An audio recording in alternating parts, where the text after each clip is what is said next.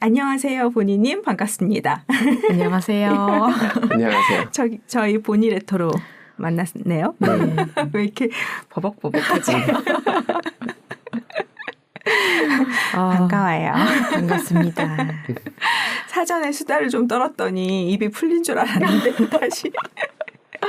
사전 수다가 네. 중요하죠. 네, 방송보다 더 재밌는 것 같아요. 그럼요. 그러려고 오시는 거 아니겠어요? 맞죠.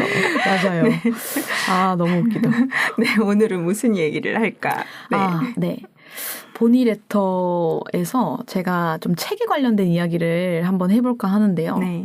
오늘은 제가 보통 책을 저에게 추천해달라고 하는 경우들이 좀 있어요. 그럼 제가 두 권을 꼭 추천을 하는데 하나는 소설이고 하나는 에세이예요. 하나 소설은 이제 양귀자 작가님의 모순이라는 책 그리고 이 책인데요. 이 책은 임경선 작가님의 태도에 관하여라는 책이에요. 이게 이번에 20만 부 기념 완결판 출간해가지고 제가 책을 소장을 하고 있는데 이번에 또 샀거든요. 이걸. 그래서 이게 새 책이에요. 이거를 이전에 샀던 책을 이미 한 3번을 읽어가지고 이거를 산 다음에 기념으로 사서 모셔만 두다가 오늘 첫 외출을 했습니다. 이 친구가. 네.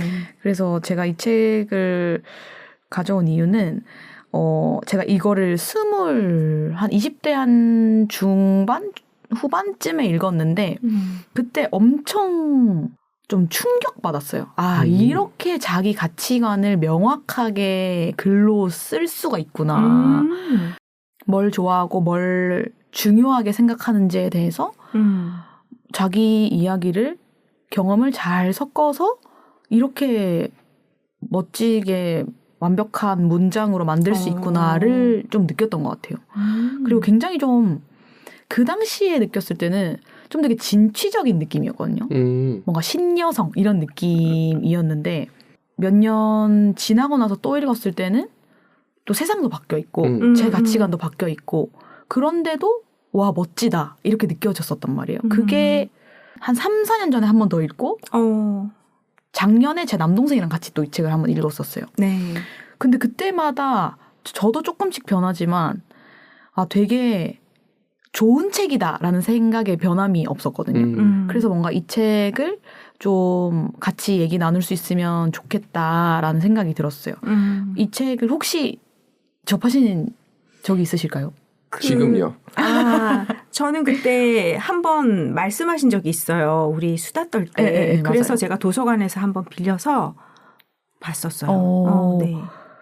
이게 잠깐 설명을 살짝 드리면은 이게 중요하게 생각하는 5가지 태도가 있거든요. 이 작가가 정한 5가지 태도가 뭐냐면 자발성, 그리고 관대함, 정직함, 성실함, 공정함 이렇게 5가지거든요. 근데 이렇게만 놓고 보면은 좀 특별할 거 없이 느껴지는데 제가 어제 좀 뻔한 얘기를 하는 것 같은 그런 느낌이 있는데 제가 어제 이거를 잠깐 다시 열어보면서 이렇게 적혀 있더라고요. 인생 전반에 임하는 태도는 자발적으로, 사랑은 관대하게, 일은 성실하게, 관계는 정직하게, 사안은 공정하게. 진부하게 들릴 수도 있지만 내게는 인생을 보다 나답게 살게 해준 태도들이었다. 이렇게 적혀 있는데 여기에서 어떤 부분에 이런 태도를 가지고 해야겠다라는 어떤 그 규칙이라고 해야 되나? 기준? 네, 기준이 있는 게 갑자기 좀 새롭게 확 오더라고요.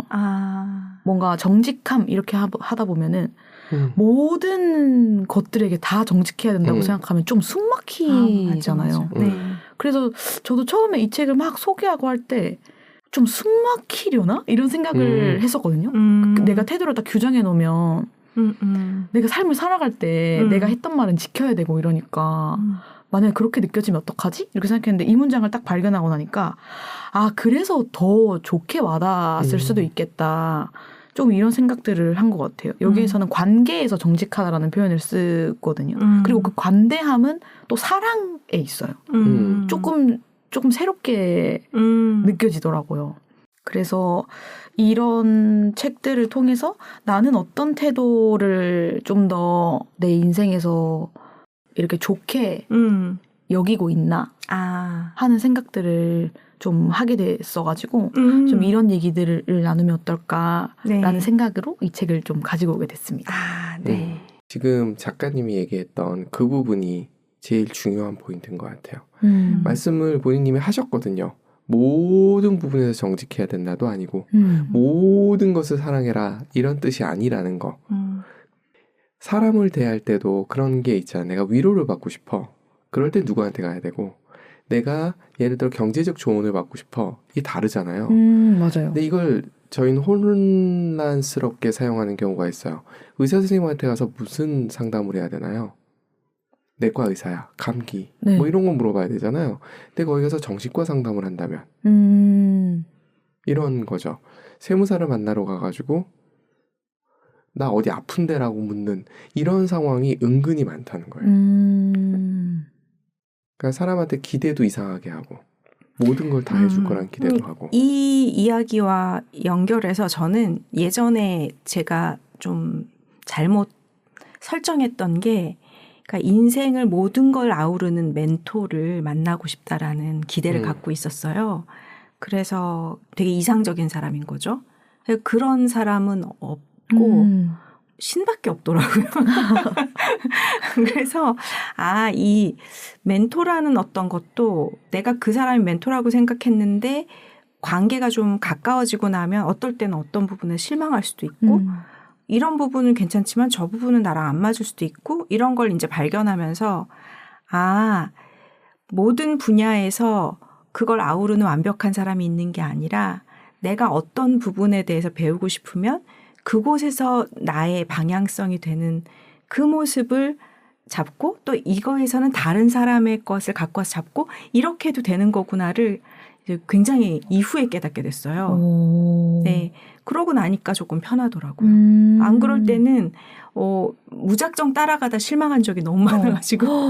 근데 진짜 맞는 것 같아요. 네. 그러니까 저도 어떻게 보면은 말씀하셨던 것처럼 내 인생 전반적인 모든 부분을 이야기했을 때 내가 늘 명쾌하게 해답을 얻을 수 있고 혹은 뭐 늘 의지할 수 있고 이런 존재를 늘 좀 이상적이다라고 여겨왔던 것 같은 생각이 드는 것 같아요. 근데 생각해보면 책만 해도 조금 심심할 때 읽을 책, 뭐 아니면은 공부용으로 읽을 책 이렇게 나누는데 그 사람 하나에게 너무 많은 거를 기대를 하죠. 네. 그리고 심지어 저는 스스로에게도 많이 강요했던 것 같아요. 맞아요. 뭔가 제가 선배로서 멋진 모습이고 싶고 혹은 놀 때도 되게 재밌는 친구이고 싶고 많이 지식이 많아서 현명한 말을 해줄 수 있거나 똑똑한 사람인 것처럼 보이고 싶고 그리고 내 일도 잘하는 사람이고 싶고 이 모든 거를 모두에게 다 말해주고 싶은 한 것 같다는 생각이 맞아요. 얘기를 듣다 보니까 떠오른 것 같아요. 그게 좀 내가 나를 힘들게 만들었을 수도 있겠다라는 생각. 그러니까 저는 누군가를 대할 때 늘 일관성 있게 대하고 맞아. 싶어하고 그게 너무 힘들었어 나도. 뭐 진짜 일관성에 대해서 좀 집착하는 것도 있고. 맞아요. 제가 좋아하는 한의사 분이 계세요. 그분은 자기 스스로를 나는 내과 쪽이야. 한의사에는 사실 내과 외과가 존재하진 않잖아요. 네. 그런데 본인은 그렇게 얘기를 해요. 그러면서 저희 딸아이가 뭔가 문제가 좀 있었을 때 그거는 추나 같은 게 필요한 상황이었어요. 딱 이렇게 보더니 이건 근육통이 아니라 뼈가 이렇게 맞아지면 되는 부분이에요 하면서 누구 찾아가세요 하고서 그냥 쿨하게 전문가를 토스를 해버리시는 거예요. 이게 좋은 자세라고 생각하는 거예요. 명쾌하게 자신을 알기 때문에 그걸 할 수 있는 맞아요. 거예요. 그리고 자신감이 있는 거예요. 자존감이 있는 거예요. 그래서 그게 사실은 그 내 삶을 관통하면서 나를 계속해서 실패하거나 좌절한 모습을 마주하고 아파 보면서 사실은 나의 정확한 모습을 좀 깨닫는 거잖아요. 그러니까 아픔을 피하면 사실 깨달을 수 없는 거고 그래서 그런 게 소중한 것 같아요. 애쓰면서 완벽하려고 해봤던 그 시절도 소중하고 그거가 아니라는 걸 깨닫는 그 순간이 아프지만 소중하고 저한테 아팠던 순간이 있었어요. 그게 정확하게 기억나는 게 저는 이제 엄마와의 관계에서 되게 힘들었다는 걸로 인생이 되게 초년이 너무 아팠기 때문에 그러니까 심리적으로 되게 무너져 있었기 때문에 제가 결심했던 건 내가 아이를 기르면 난 아이한테 정말 좋은 부모가 될 거야라는 걸 엄청 각오를 한 거예요. 그래서 나는 완전 무결한 부모가 되려고 책도 엄청 읽고 그리고 이 아이한테 그런 엄마로서의 권위적이진 않지만 그래도 권위로 엄격하게 이 아이 갈 길은 알려주면서도 사랑을 베풀고 막 이런 완벽한 걸 상상했었어요. 근데 어느 날 이 아이가 저한테 초등학교 2학년 때쯤 돼서인가 막 대들면서 엄마가 세상에서 제일 무섭다는 거예요. 그래서 그때 정말 무너졌어요. 나는 좋은 엄마가 되려고 얼마나 노력했는데. 제가 옆에 봐도 무서웠어요. 그런 게 내가 설정하고 내가 막 갔던 그 길이 제가 볼 때 되게 애쓰고 노력했던 엄마라서 저 자신으로 후회는 없거든요. 근데 내가 설정했던 게 되게 완벽한 부모였는데 그런 부모는 없잖아요. 없죠. 그러니까 그런 부모가 아니라는 걸 깨닫게 되는 순간이었어요. 그때. 그러면서 이 아이한테는 다른 모습으로 비춰질 수 있는 거지. 내가 원했던 엄마가 이 아이한테 필요했던 건 아닐 테니까. 그래서 그런 걸 깨닫게 되는 순간이 저한테 소중했던 것 같아요. 네. 진짜. 이게 그런 것 같아요. 이게 서로가 잘 맞아 떨어지면 좋은 거지만 이렇게 엄청 딥한 상황이 아니더라도 어떻게 보면 어떤 고민 상담을 하는 상황이라고 가정했을 때 사실 이 사람은 듣고 싶은 말이 있는데 맞아요. 이 사람한테 가면 그 말을 들을 수 있겠지 하고 사실은 고민 상담을 요청했는데 그 말을 안 해줄 수도 있잖아요. 그치. 근데 이 사람 입장에서는 얘를 상처 주기 위해서가 아니고 이게 제일 도움될 것 같은 말인 것 같아서 이걸 해줬는데 얘는 그 말을 원하지 않아서 뭐 오는 그런 문제일 맞아요. 수도 있고. 늘 그래서 저는 저희 딸한테 타박 맞아요. 얼마 전에도 그랬어요. 한 며칠 됐는데 그때도 이 아이가 어쨌든 집에 오면 힘든 걸 풀고 쉬고 하는 거잖아요. 그러다 보니까 직장에서 자기 힘든 거 앞으로 어떻게 갈지 막막한 거 이런 거 얘기를 막 해요. 그러면서 뭐 힘들구만 이래서 그래 맞아. 인생은 힘들지라고 얘기했더니 얘가 옆에서 화가 나가지고 엄마가 얘기하는 건 나한테 위로도 안 되고 방향도 안 되고 무슨 도움이 안 된다는 거예요. 그래서 그런 경우 있지 않으세요? 엄마한테요? 아니 엄마가 아니더라도 사람들한테. 그쵸. 당연히 있죠. 그래서 많죠. 나는 모든 인생이 다 힘든 거니까 너도 괜찮을 거야라는 위로였는데 왜 도움이 안 된다니까 또 내가 말을 잘못했구나. 가끔은 그냥 같이 욕해줬으면 좋겠는 때도 있고. 맞아요. 아니면은 물론 너 잘하고 있어 이것도 좋지만 한편으로는 좀 이상한 말일 수도 있는데 그냥 같이 나도 개차반이야 이렇게 그냥 그냥 이런 게 위로가 될 때가 있잖아요. 맞아요. 내 인생 지금 개차반이라고 막 얘기하고 있는데 사실 나도 그래 이렇게 했을 때 오는 그 이상한 위로가 있거든요. 맞아요. 근데 그게 진짜 싫을 때도 있긴 있어요. 맞아요. 그 개차반이라고 하면은 그래서 너랑 나랑 둘 다 개차반이라서 어쩌자는 거야. 뭐 이렇게 되는 때도 있지만 맞아요. 그게 또 필요할 때가 또 있는 것 같고. 이것도 굉장히 중요한 포인트 같아요. 어떤 사람이 그걸 해줄 수 있을 거라는 기대조차 하면 안 되는 거죠. 그 사람도 나랑 똑같이 감정이 있는 존재인데 그리고 상황이 존재하는 존재인데 항상 똑같은 마음으로 똑같은 느낌으로 대할 수는 없잖아요. 근데 우린 그걸 기대하잖아. 맞아. 그래서 그 기대했던 나의 성이 무너졌을 때 그 아픔, 걔 2학년 때 그 나의 아픔, 그 이후로는 안 아파요. 내가 또 뭔가 코드가 안 맞았네 이렇게 느끼는데 그때는 이제 온 성이 무너진 것 같았죠. 맞아. 근데 그런 게 어쨌거나 저는 지금 뭐 어떻게 딸이 없으니까. 근데 저는 엄마나 아빠한테는 그런 것들을 이런 경험이 없는 이유가 내가 엄마 아빠에게 원하는 모습을 보이는 딸이고 싶은 마음이 더 커서 물론 엄마 아빠는 이런 경험이 있으실 수는 있겠죠. 제가 기억하지 못하는 거겠죠. 그래서 뭔가 좀 무너지는 느낌은 아직 못 받은 것 같고 오히려 인간관계를 하면서 저는 늘 저 사람이 나한테 지금 뭘 원하지?를 너무 고민하는 것 같은 거예요. 맞아. 근데 이제 그거 좀 진짜 안 해야겠다는 생각을 물론 매일 하고 있죠. 그런 표현을 해보는 것도 좋은 것 같아요. 저는 몰랐어요. 저는 사람들한테 기대를 일정 부분 하죠. 안 하진 않지만 어느 순간부터 좀 내려놨다라고 생각을 하면서 살고 있었는데 어느 순간 사람들이 저한테 그걸 원한다는 거 알았어요. 그래서 저는 왜? 그래서 제 여행 갈 때 사람들이 이렇게 인솔을 하게 되면 처음에 그걸 몰랐어요. 그 사람들이 그렇게까지 기대하는 줄을. 그래서 가기 전에 다 깝니다. 패를 까죠. 저는 그런 인간이 못 됩니다. 못 돼요. 라는 얘기를 해요. 그러니까 완전히 바닥으로 깔고 들어가는 거죠. 나 아무것도 안 할 거다. 그러니까 저는 운전하는 건 스트레스를 안 받거든요. 그러니까 운전은 하는데 그 이상 기대하지 마라. 라고 얘기를 한 다음에 뭔가가 더 플러스 알파가 일어나면 상대방도 만족하는 경우들이 많거든요. 그래서 권해주고 싶은 게 이건 거예요. 내가 기대하는 만큼 사람들은 또 자기가 그렇게 해야 된다는 생각이. 그래서 본인님 지금 얘기하셨던 게 딱 그거잖아요. 맞아. 그만큼 부모한테 한 거지. 맞아요. 부모님한테 뭔가 내가 최선을 다한 거지. 장녀야, 장녀. 힘든 모습 안 보여주려고. 장녀야. 아니에요. 저도 장녀야. 한참 부족한데. 이렇게 얘기하잖아요. 아까 곡을 들려주셨잖아요. 그도 그래요. 항상 부족한데. 근데 정말 그 말이 맞아요. 내가 세상에 기대하는 바가 있잖아요. 그것대로 내가 좀 세상에 살려고 해요. 그러면서 되게 애쓰는 것 같아. 그러니까, 맞아. 저도 사람들한테 기대하는 기대치가 있고 어떻게 사람들이 봐줬으면 하는 기대치가 있는 유형이다 보니까 사람들이 그렇게 봐줬으면 하면서 내가 하느라고 애쓰는 게 있거든요.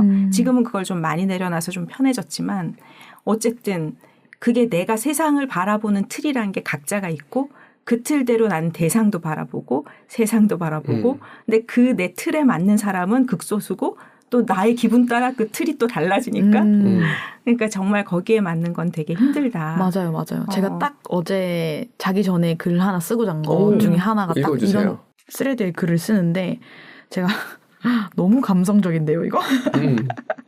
어때? 제가 이걸 한번 11시간 전에 쓴 글이네요. 스스로에게 던지는 수많은 물음표들이 유독 너무 아프게 다가온다.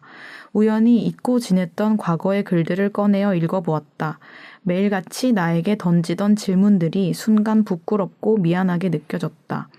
아, 그냥 이 모습 그대로가 나구나. 내 편협한 사고의 틀에 맞추려다 보니 그냥 있는 그대로를 받아들이지 못한 거였구나. 이제 나를 좀 내버려 둬야겠다. 나조차 나를 가만두지 않고 어떻게든 틀에 맞추려고 들들 볶았으니 힘들었을 만도 하겠구나. 나부터 나를 있는 그대로 인정해주자. 이젠 이렇게 적어놨어요. 맞아. 쓰담쓰담. 그냥 그런 생각들이 그냥 들더라고요.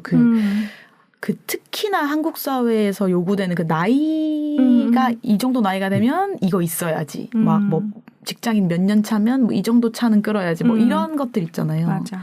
뭐 저희도 뭐 배우 제가 이제 올해로 횟수로 10년 차가 됐는데 배우 생활을 한지 근데 10년 차 배우에 걸맞는 커리어.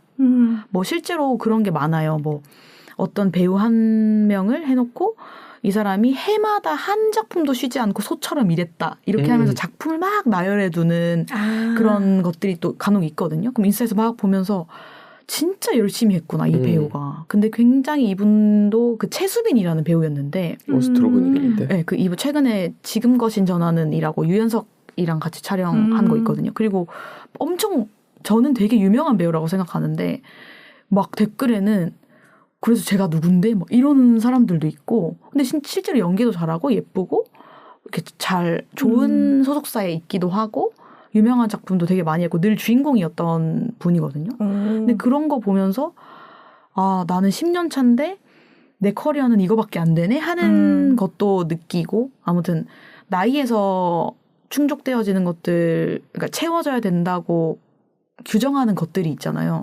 근데 그런 거에서 제가 한참 못 미친다라는 생각들을 너무 많이 하게 되는 거예요. 그래서 이제 뭐 이거를 근데 많이 지우고 살아온 사람이라서 제가 프리랜서로 배우 일을 하고 있다라고 생각하다가도 나는 내가 지금 틀이 있구나. 그래, 그걸 누가 규정했는데. 그쵸. 근데 그 사회가 규정한 것들에서 제가 엄청 많이 젖어 있는 사람인 거죠. 차라리 그거를 오케이 하고 내 인생 이렇게 생각하고 살면 오히려 심플했을지 모르겠는데 저는 그렇지 못한 사람이었던 거예요. 근데 그거를 또 제 머릿속에서는 아니야. 난 이런 사람이야. 해놓고 실제 제가 상상하는 이상적인 제 모습과 실제 제 모습이 또 괴리가 있었고 그래서 저는 스스로에게 강요하고 있지 않다고 생각했는데 너무 강요하고 살아온 거예요. 그러니까 그게 너무 제 불안을 가중시키고 저 스스로를 자꾸 꾸짖고 막 좀 실패한 사람이다라고 계속 생각하게 만들고 그러니까 뭐 사람이 엄청 이렇게 해까닥해까닥 하는 거예요. 조그만 거에 무너지고 조그만 거에 또 희망을 엄청 크게 찾고 막 이렇게 했던 것 같아서 이런 책들에게 매력을 느끼겠죠? 뭔가 이렇게 굳건하게 있어주는 것 같은 그런 네. 본인의 마인드와 기준과 철학과 이런 게 명확한 게 되게 멋있어 보이는. 근데 실제로 만약에 이분의 인생을 들여다보면 그렇지 않은 순간들이 있을 수도 있잖아요. 그럼요. 근데 일단 나한테는 이거밖에 안 보이니까. 그래서 나는 그렇게 살고 있나? 내가 중요하게 생각하는 가치가 있나? 뭐 이런 생각들을 좀 끊임없이 해왔던 것 같은데 어제 조금 이런 생각이 든 거예요. 이 글을 남긴 거. 내가 너무 명확하지 않은 상태에서 혼재되어 있는 막 이런 가치들을 뭐 아무것도 없는데 그냥 내가 일단 맞춰야 돼. 나는 이거 안에 들어가야 돼. 이 밖에 나가면 막 큰일 나는 것처럼 뭔가 그래 왔던 것 같아요. 그래서 조금 내버려 둬야겠다. 지금 느끼는 건 내 주변에 생각보다 좋은 사람들이 많이 있으니까 혼자서 해결하려는 것도 너무 좋은데 도움이 필요하다고 느낄 때는 흔쾌히 도움을 요청해도 된다. 너무 중요한 포인트다. 이거 용어가 있는데 그러니까 누구한텐가 필요할 때 도움을 요청할 수 있는 사람 그게 성공한 사람들의 덕목 중에 있어요. 모든 걸 혼자서 해결하려고 하는 게 좋을 것 같잖아요. 아니에요. 필요할 때 딱 저 좀 도와주세요. 할 수 있는 배짱이 있는 사람들이 성공자가 됐더라고요. 그리고 난 또 도와주면 되잖아. 근데 나 막 이렇게 혼자서 애쓰다가 막 저기 갈 때 꼴딱꼴딱 숨이 넘어가게. 그럼 나도 성공을 못하고. 근데 그분들은 언제나 그런 사람들 도와줄 준비가 돼 있거든요. 진짜 조금 최근에 인간관계에서 내가 너무 예민하게 구니까 그런 것들을 배제하려고 했거든요. 혼자서 조금 이겨내봐야지라는 생각을 살짝 품었던 것 같은데 그것도 시기가 있는 것 같아요. 혼자 있어도 괜찮은 시기가 있고 오히려 내가 느끼기에 안전하다고 생각하는 사람들을 만나는 게 더 도움이 될 수도 있겠다. 이런 생각들을 했던 것 같아요. 근데 그게 또 너무 한 사람이지 말고 맞아. 좀 더 넓혀서 그렇게 해야겠다라는 생각을 했습니다. 네.